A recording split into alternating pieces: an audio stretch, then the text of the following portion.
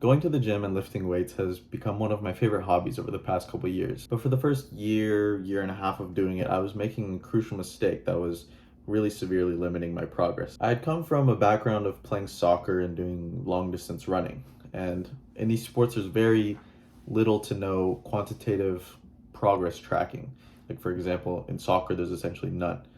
Like, I would just go to practice. Maybe there's like some sort of quantitative progress with like tracking your juggling, but that doesn't really directly correlate with your skill. So there's essentially no number tracking. And in track, they're definitely tracking cross country. There definitely is number tracking, like your times and your mileage, right? But all that was being planned out for me. I was not the one who was, writing up the workouts and writing out the mileages for the week. Because of this, even though I learned how to get fit, right? I've been super active my whole life.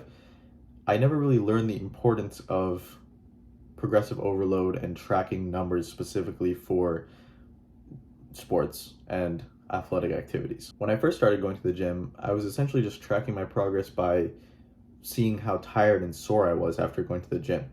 And this might sound stupid, but like to me, this is how all my sports have been, right? If I was tired at the end, generally that was like a good thing because all of it was basically just running. But the thing is, it's a little different for lifting weights.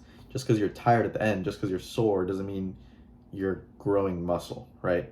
You could just like wave your arm around or like open and close your hand like a million times and you'll get tired and sore eventually, but that doesn't mean you're building muscle. Only recently have I really started to see good improvements in my strength, like my numbers on my lifts and also how I look, like my physique. And that's because I started like being really diligent about tracking my workouts and progressive overload. And the system I use is a super common progressive overload system, right? For example, if I'm doing an exercise where I'm trying to hit, let's say, 3 sets of 8, right? That's my goal rep range and rep number. I'll start out with a weight where I can't get to the 3x8, but I can maybe do like 3x6 or like 8-7-6 or something like that, right? And eventually I'll use that weight for a bunch of sessions over the weeks until I eventually hit the 3x8 goal on that weight. And then once I hit that 3x8 goal on the next workout, I will increase the weight by a tiny bit, which will generally knock my reps down to the middle of the range again. And then from there, I work up back to the 3x8 over time and just keep continuing this process. And eventually you'll just keep seeing the numbers going up and up and up. And it's a really simple process, but it guarantees that you're going to be making progress and that you will see the numbers grow. The only thing is that you have to be writing it down. Like, there's no excuses. You have to be writing it down. You cannot just remember all this stuff. Writing it down is crucial. It keeps you accountable, right? Writing it down allows you to look back at your past workout and see what you did. You see on that piece of paper that you did 3x7 or whatever, so you know you can do at least that. And you're going to try and do one more rep, right? 8-7-7 this time.